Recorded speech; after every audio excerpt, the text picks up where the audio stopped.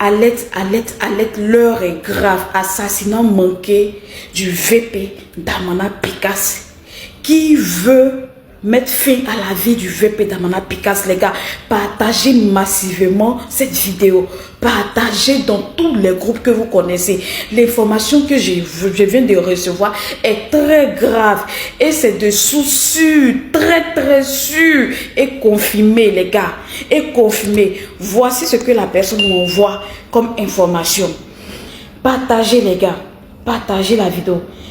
Camp pénal de Bouaké, Damana Picasse échappe à un assassinat. Le dimanche 16 novembre 2025 dernier, donc le dimanche surpassé, Damana Picasse était à son culte habituel qui débute à 10 h pour finir autour de 14 h au sein de la prison. À la fin du culte, il retournait tranquillement en cellule lorsqu'arrivé juste à l'entrée de la cour de la cour de son bâtiment, nous avons entendu un cri. Hey, attention! Puis s'en est suivi une bagarre. Les détenus ont juste fait rentrer monsieur Picasse rapidement dans la cour et l'ont escorté jusqu'à sa cellule. Puis ils sont revenus pour en découdre avec l'agresseur, qui en temps avait été enfermé dans sa cellule en guise de protection par les gardes pénitentiaires. Pour calmer la tension visible qui s'emparait de la prison, l'agresseur est un condamné à 20 ans de prison ferme du nom de Bolo. Ce dernier, en plus des 20 ans qu'il purge, a d'autres mandats notoirement connus. Il avait un couteau qu'il tentait de planter dans le dos de monsieur Damana Adja Picasse. Pardon, celui-ci après le culte marchait tranquillement pour retourner en cellule. Peu de temps après, l'administration pénitentiaire et le procureur, les gardes pénitentiaires sont arrivés à la cellule de monsieur Damana Picasse pour le voir. On ne sait pas exactement ce qu'ils lui ont dit ou ce qu'ils se sont dit, mais la situation est restée là pour ce dimanche 16 novembre.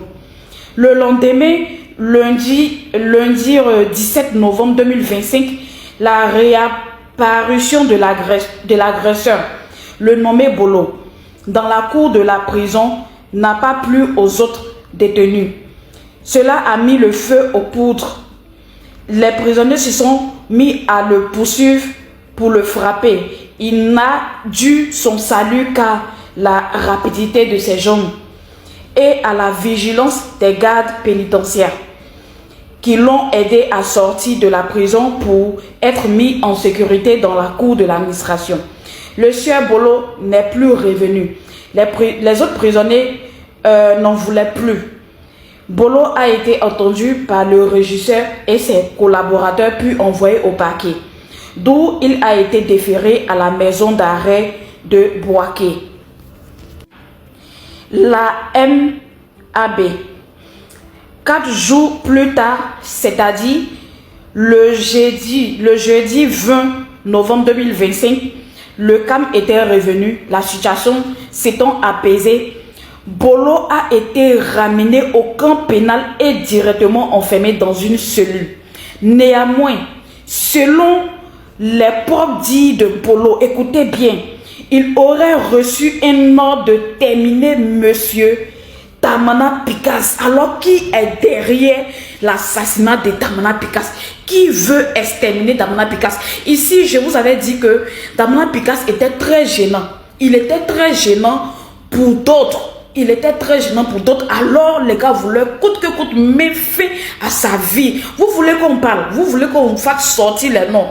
Vous voulez qu'on parle? C'est-à-dire vous voulez qu'on étale clairement? Vous jouez à un jeu très dangereux. Hein, c'est ce que vous faites là. On va plus loin. Néanmoins, selon les propos de dit Bolo a reçu un ordre de mettre fin à la vie de Damana Picasse. Il faut faire remarquer que depuis son arrivée à la prison du camp pénal de Bouaké, Damna Picasse est très discret et presque invisible. Il sort très rarement de sa cellule et est très courtois avec tous les détenus et l'administration pénitentiaire, y compris les gardes pénitentiaires. Pourquoi Bolo a-t-il voulu assassiner Damna Picasse? Question. Quel ordre a-t-il effectivement reçu? De qui et de qui a-t-il reçu cet ordre-là pour assassiner Damna Picasse? Question. Nous le saurons certainement avec le temps. Que Dieu protège. Que Dieu protège Damna Picasse. Donc voici l'information, les gars. Regardez jusqu'à la fin. Partagez massivement partout. Envoyez partout où vous pouvez. Voici l'information. Ils veulent Damna Picasse. Donc voici l'information. Voici l'information. Lorsque Damna Picasse avait été arrêté, je suis sorti ici pour vous dire qu'il y a des traites même au sein du PPACI qui ont vendu la mèche. Voilà. Donc, ils sont complices avec les gars des RADP là. Quand on parle là, quand les Ivoiriens sont tellement dans l'émotion, en même temps, ils se laissent emporter. Donc, voici l'information. Partagez massivement les gars. Partagez massivement les gars. Ils veulent éliminer Damna Picasse parce qu'ils savent que c'est le second du président Laurent Gbagbo. Voilà. C'est le second du président Laurent Gbagbo. Donc, partagez rapidement. Partagez massivement les gars. Je compte sur vous. Merci. Voilà, il n'a pas ce genre de réseau. Parlons maintenant d'Alassane Ouattara. D'où vient-il? Alors, Alassane Ouattara n'est pas ivoirien, il est burkinabé. Alors, je sais qu'aujourd'hui, ça paraît être un combat d'arrière-garde, mais c'est un fait. Il a commencé toute sa carrière avec un passeport burkinabé. Il était déclaré comme burkinabé partout, c'est-à-dire originaire du Burkina Faso. Il a été appelé par Houphouët-Boigny, le premier président de Côte d'Ivoire, comme Premier ministre dans les années 90, en 94, pour... En réalité, parce que c'est un technicien, il était au FMI, pour s'occuper en particulier de la dévaluation du franc CFA. Voilà, c'est un technicien. Et des ambitions lui sont venues à ce moment-là, et notamment parce qu'il a rencontré aussi son épouse, qui est une femme très ambitieuse, une grande femme d'affaires, qui... a géré, parce qu'elle est devenue amie très intime du patron de la BCEAO, de la Banque Centrale d'Afrique de l'Ouest, ensuite très très proche de M. Houphouët-Boigny, très intime de M. Houphouët-Boigny, on lui a attribué, comme ça, parce qu'elle a beaucoup de talent, sans doute dans les affaires, qui a été charmante, on lui a attribué la gestion de l'immobilier de la Côte d'Ivoire. Il faut savoir qu'à l'époque, l'immobilier de la Côte d'Ivoire, c'était l'immobilier d'Houphouët-Boigny. La caisse, il n'y avait pas deux caisses, il y avait une seule. Et ensuite, d'ailleurs, par ses relations, elle a géré l'immobilier de la famille Bongo. Alors on attaque beaucoup la famille Bongo sur ses biens, mal acquis, bien acquis, j'en sais rien. La France fait la morale à tout le monde de toute façon. Mais il se trouve que c'est Madame Ouattara qui l'a géré ici, à Paris, dans le place Victor Hugo avec son agence.